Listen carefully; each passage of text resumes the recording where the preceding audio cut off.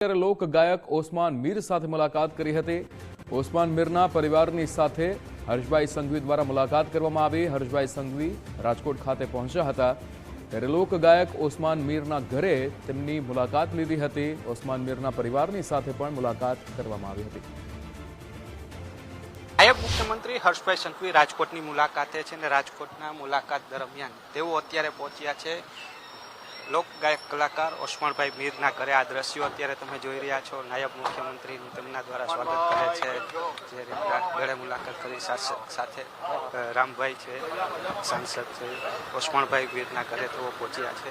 એટલે કહી શકાય કે તેમના ઘરે તેમની મુલાકાત માટે ખાસ તેઓ પહોંચ્યા છે। આ દ્રશ્યો જોઈ રહ્યા છો તેમના ઘરે તેઓ પહોંચ્યા છે।